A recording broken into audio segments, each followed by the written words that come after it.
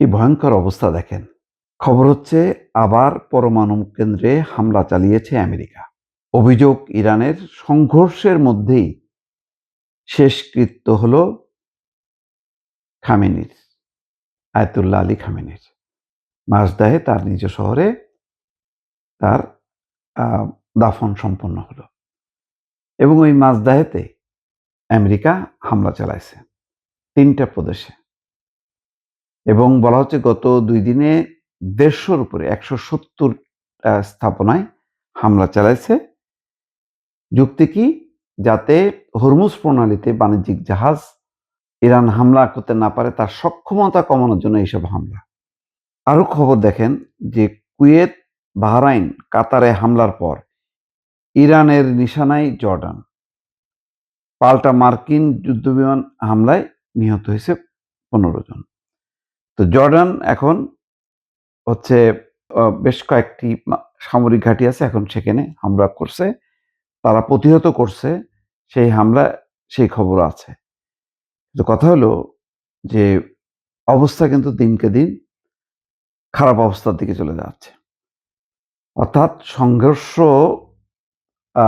আলোচনার মধ্য দিয়ে যেটা ধারণা করা হচ্ছিল যে ইসরায়েলকে এবার পাত্তা দেবে না আমেরিকা এবং ট্রাম্প খুব অসন্তুষ্ট এবং যেকোনো মূল্যে ৬০ দিনের আলোচনার মধ্য দিয়ে একটা চূড়ান্ত চুক্তি হবে এবং যে শর্ত অনুযায়ী ইরান তার আটক সম্পদ ফেরত পাবে, ইরানের উপরে নিষেধাজ্ঞা প্রত্যাহার হবে, এগুলি সবই আসলে অন্তত ট্রাম্পের মতন এইরকম অস্থিতিশীল, এইরকম পাগলাটে একটা প্রেসিডেন্ট থাকলে তার দ্বারা কোনো স্থিরভাবে কোনো কাজ শেষ হবে এটা মনে করার কোনো কারণ নেই। আর সবচেয়ে বড় কথা হলো যে আমেরিকা ইসরায়েলকে ছাড়তে পারবে না। এটা হলো শেষ কথা, প্রথম কথা এবং শেষ কথা। ইসরায়েল হচ্ছে তাদের একেবারে জানের জান এবং ইসরায়েলকে নিয়ে পুরো মধ্যপ্রাচ্য আস্তে আস্তে গ্রাস করার বিশাল একটা ইসরায়েল গঠনের একটা চেষ্টা, সেই চেষ্টাটা তারা সফল করবেই। কারণ তারা বুঝতে পারছে আস্তে আস্তে এই আরব দেশগুলো থাকবে না, আমেরিকার হাতে থাকবে না এবং তারা বেড়ে যাবে। সুতরাং বেড়ে যাতে না যেতে পারে সেই কারণে এমন একটা ইসরায়েল তারা গঠন করবে যে ইসরায়েলের প্রধানত থাকবে সবগুলো আরব দেশ, তাদের কোনো সামরিক শক্তি থাকবে না।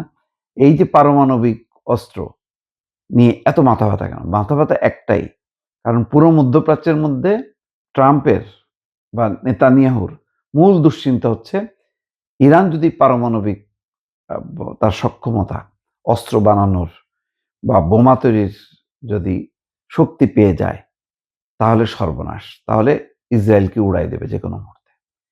সেই কারণে ইরানকে জব্দ করতে পারলেই মধ্যপ্রাচ্য করায়ত্ত করবে। সেই কারণে এই যুদ্ধ থামবে না, সেটা পরিষ্কার হয়ে গেল। কারণ এইরকম একটা শোকাবহ অবস্থা ১ সপ্তাহ স্থির থাকতে পারল না যে তাদের সর্বোচ্চ ধর্মীয় নেতার একটা শেষ বিদায়, শেষকৃত্য, যেটা ২ তারিখ থেকে শুরু হলো, ৯ তারিখে শেষ হবে। বহু বিদেশি ৭০টা দেশের প্রতিনিধি গেছে সেখানে। এর সময়ের মধ্যেও তারা নিজেকে সম্বরণ করতে পারল না এবং আজকে দেখলাম যে নেতানিয়াহু মানে গদগদ হয়ে বলতেছে যে ইরান যুদ্ধ এখনো শেষ হয়নি। তার মানে ইরানের ১২টা বাজাবে। এখন যুক্তরাষ্ট্র, তার পরপরই এখন ইসরায়েল যুক্ত হবে এবং মাজদায় এই শেষ বিদায়ের পর ইরান এখন আরো মরিয়া হয়ে পাল্টা হামলা করা শুরু করবে এবং তারা করছেও তাই। ইতিমধ্যে ১৪ জন নিহত হয়েছে। রাতেও ইরান জুড়ে বিমান হামলা হয়েছে।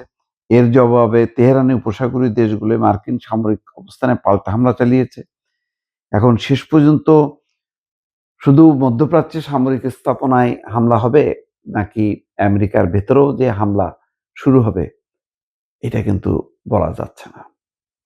যেকোনো সময় কিন্তু এই পরিস্থিতি, ইরান যদি দেখে যে তাদের অবস্থাকে ১২টা বাজাচ্ছে তাহলে আমেরিকাও লক্ষ্যবস্তু হয়ে যেতে পারে। সেই দিকে যদি চলে যায় তাহলে ইরান যুদ্ধ নিয়ে এই আলোচনা সমঝোতা, চুক্তি সবকিছু আসলে শেষ হয়ে যাবে। মানে এটার যে শেষটা কোথায় হবে এইটা ভাবতেও গা শিউরে উঠছে দর্শক। পরিণতি খুবই খারাপের দিকে যাচ্ছে এবং এই চলতে, চলতে যদি এর মধ্যে তুরস্ক করে তাহলে ভয়ংকর বিপদ। যদিও ন্যাটোর সেই বৈঠকে যেয়ে তুরস্কের হাতে পায়ে ধরে তুরস্করে ঠান্ডা রাখতেছে ট্রাম্প। কিন্তু কতক্ষণ? ইরান শেষ হয়ে গেলে তুরস্ক তখন একা হয়ে যাবে। তখন এরপরে টার্গেট হবে তুরস্ক। তখন কি হবে? ফলে খেলা শেষ হয়নি। খেলার এখনো শেষ দেখতে যথেষ্ট বাকি আছে দর্শক।